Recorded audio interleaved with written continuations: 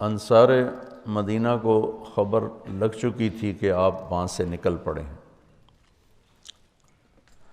قریش نے 100 اونٹ مقرر کیے تھے آپ کو زندہ مردہ لانے پر، کہ جو آپ کو زندہ یا مردہ پکڑ کے لائے گا اس کو 100 اونٹ دے۔ سراقہ بن مالک انہیں اونٹوں کے لالچ میں پیچھے بھاگے تھے۔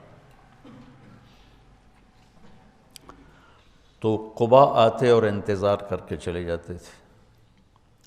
مدینہ کا محل وقوع یہ کہ یہ مدینہ، ٹھیک، یہ قباء، یہ بیچ میں بنو قینقاع، ٹھیک، اور یہ قباء اور یہ بنو قریظہ اور یہ بنو نضیر۔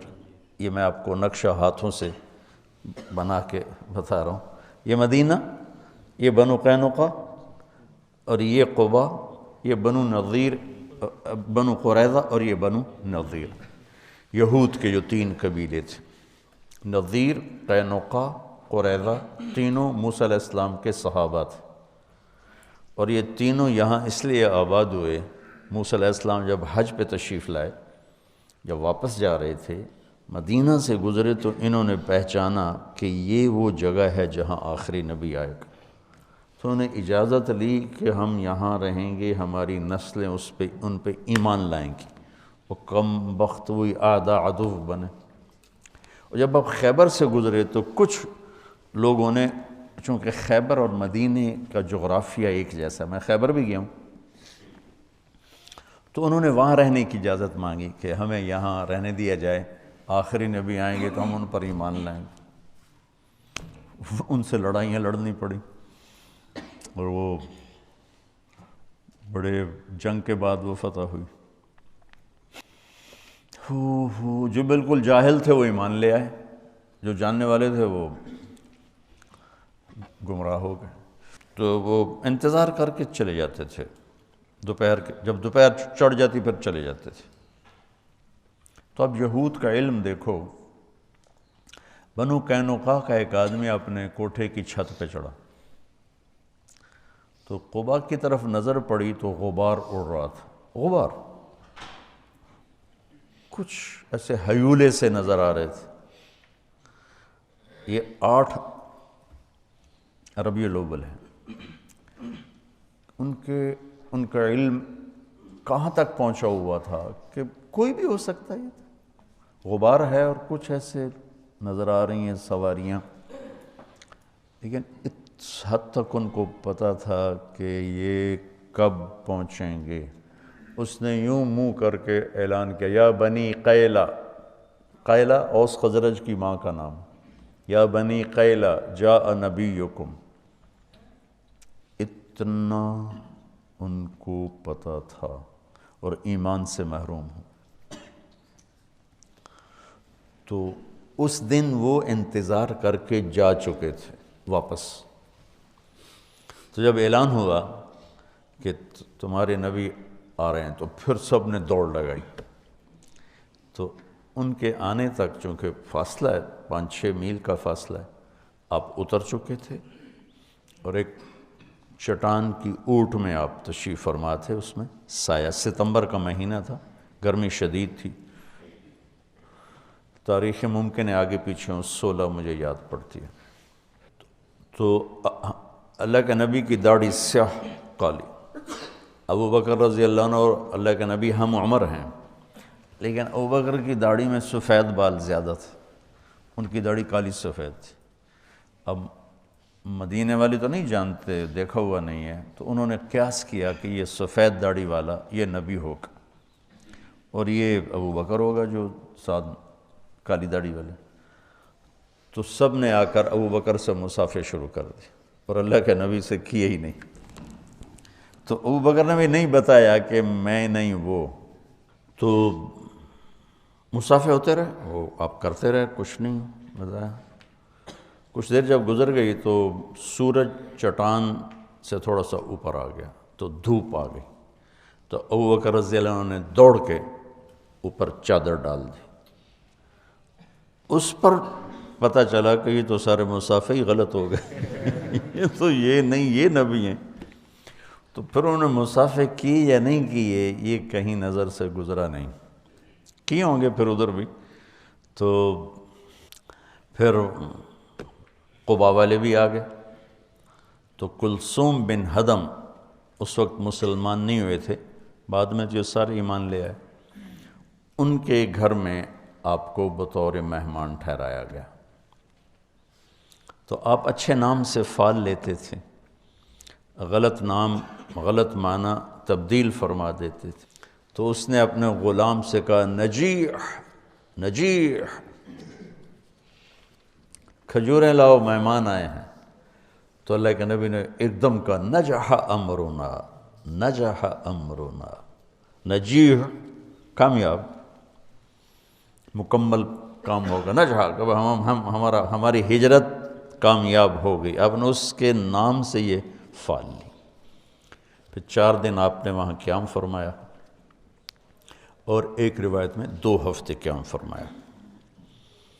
تو بہرحال جتنا بھی قیام تھا 4 دن تھا یا 2 ہفتے کا. دن جمعہ کا تھا جب اہل مدینہ آئے اور آپ کو چاروں طرف سے گھیر لیا، اور آپ اپنی اونٹنی قصوہ پر، یہ سارا سفر تھا. وہاں اپنے مسجد قباء بنائی، جو اب بہت بڑی بن چکی ہے، قدیم پرانی، میں نے 84 میں دیکھی ہوئی ہے، چھوٹی سی. تو سامنے بنو سلیم کا محلہ آ گیا اور جمعہ کا وقت داخل ہو گیا. تو پہلا جمعہ ادا کیا گیا. یہاں عبداللہ بن سلام آئے، آپ کا خطبہ بنو قینقاع، میں نے کہا نا وہاں کے یہ بنو قینقاع کے تھے. تو آپ کا خطبہ سنا، آپ کا چہرہ دیکھا، کہا لیس بوجہ کذاب، کلمہ پڑھا، ایمان لائے. خطبے سے فارغ ہوئے اور چلے تو سارے قبائل کے سردار لائن بنا کے کھڑے ہو گئے. بنو نجار، بنو عبد الاشل، بنو بیاض اور اوس اور خزرج اور بنو سعد، بنو پتہ نہیں کتنے کتنے، سب کھڑے. یا رسول اللہ ہمارے پاس، یا رسول اللہ ہمارے پاس، یا رسول اللہ ہمارے پاس. سب کی تمنا. آپ خاموشی سے چلتے رہے. تو وہ ثنیہ جو آتی ہے، ثنیۃ الوداع، اس کے آگے دامن میں مدینہ، سامنے گھر بستی اور آگے میدان. اس میدان میں بچے اکٹھے تھے، بچے بچیاں.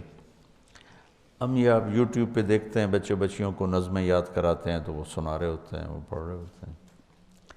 تو اس دور کی جو اللہ کی طرف سے موہبہ جلیل تھا، فصاحت، وہ اس واقعے میں نظر آتی ہے کہ یہ جو بچے بچیاں کھڑے ہیں، انہیں کسی نے کوئی نظم یاد نہیں کرائی کہ جب وہ آئیں گے تو تم نے طلع البدر کہنا ہے. وہ تو اپنے وہ شوق میں دیکھنے آئے ہوئے ہیں، چھوٹے بچے بچیاں. صورت واقعہ یوں ہے کہ پہلے یوں اونٹنی کا سر باہر آتا ہے، چونکہ یوں اور یوں آنا تھا.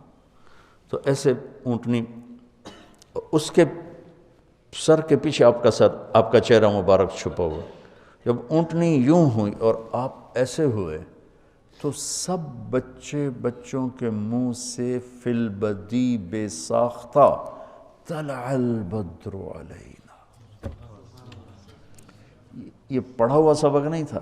طلع البدر علینا من ثنیۃ الوداع وجب الشکر علینا ما دعا للہ دعا ایہا المبعوث فینا جئت بالامر المطاع جئت شرفت المدینہ مرحبا بک یا خیر داع.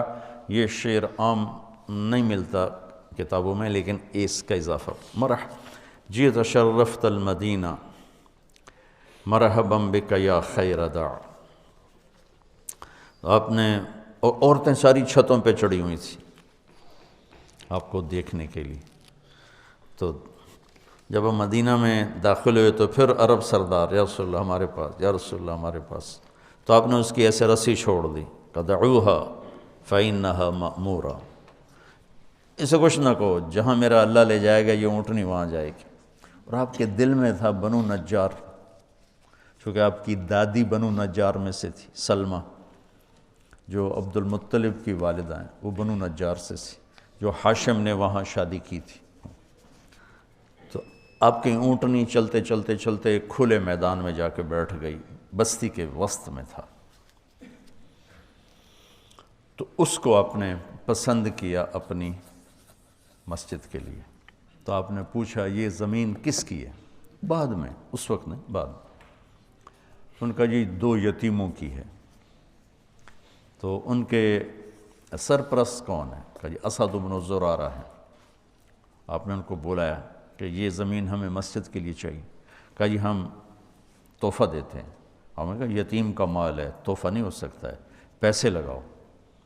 کہا ٹھیک ہے جی آپ پیسے لگوائیں، ہم اس سے آپ کو سستا کر کے دے دیں گے۔ ہم نے کہا ٹھیک ہے۔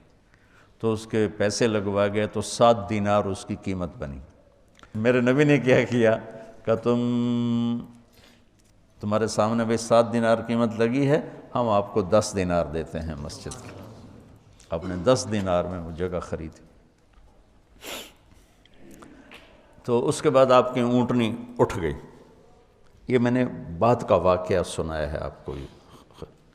آپ کی اونٹنی اٹھی، جیسے میں یوں آپ کو دیکھوں اور پہچانوں بھائی کون کہاں بیٹھا ہوا ہے، تو اس نے ایسے ایسے دیکھنا شروع کیا ایسے، اور سیدھی بنو نجار کی گلی اس نے پکڑ لی اور جا کر ابو ایوب انصاری کے دروازے کے قریب بیٹھ گئی۔ تو یوں میرے نبی بنو نجار کے مہمان بن گئے، جو آپ کے اندر کی تمنا تھی کہ میں بنو نجار میں بیٹھوں۔ تو اس سارے سفر میں ابوبکر صدیق رضی اللہ تعالی عنہ ساتھ ساتھ ہیں۔ یہ ان کی منقبت، فضیلت تو بے شمار ہیں۔ بس میں نے تھوڑی سی ہجرت کی اہمیت، وہ پہلی حدیث ایسی تھی، تو میری دعا ہے کہ آپ ہجرت کرنے والے بنو، اللہ کے نام کو لے کر پھرنے والے بنو۔